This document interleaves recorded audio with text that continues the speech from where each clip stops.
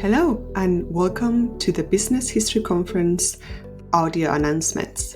My name is Andrew Popp. I want to welcome you to Volume 24, Issue Number 4 of Enterprise and Society. As most of you listening probably know, the fourth and final issue of the journal normally carries some regular features, namely the presidential address delivered at that year's BHC annual meeting, as well as summaries of the dissertations shortlisted for the Krooss Prize and again presented at that year's annual meeting. As happens from time to time, the presidential address did not quite make the final deadline, and so we will have to wait an issue or two before we can read the text version of Dan Wadhwani's thrilling talk. However, the issue does carry the three Krooss Prize finalists presented in Detroit, namely Sick Time, Medicine, Management and Slavery in Louisiana and Cuba, 1763 to 1868, by Liana DeMarco. History from the Dustbins by Adam Frost, and Building Blocks, Raw Materials and the Global Economy in the Age of Disequilibrium by Rob Konkel. Adam Frost was this year's winner.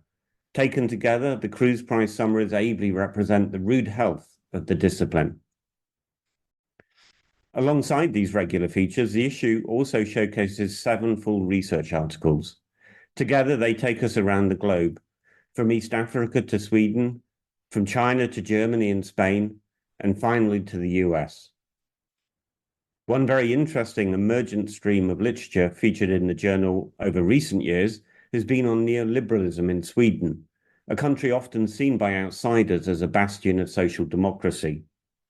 This issue carries 2 further contributions to this literature. From Marxist venture to venture capitalist, Swedish wage earner funds and the market turn, 1983 to 1994, by Rikard Westerberg, and doing business in the schools of the welfare state, competing entrepreneurial selves and the roots of entrepreneurship education in 1980s Sweden, by Elin, Åström, Rudberg. Another stream of literature that I have been encouraged to see in the journal in recent years has been at the somewhat neglected intersection of business and labour history. And again, this issue carries a further contribution. Globalisation from Below, Labour Inequality in the German Shipbuilding Industry, 1960 to 2000, by Katharina Botha and Carolina Decker-Lang.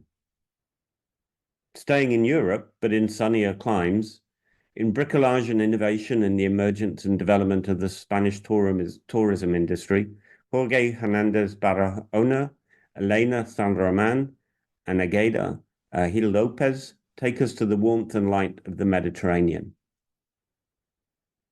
Finally, a trio of essays takes us back outside Europe.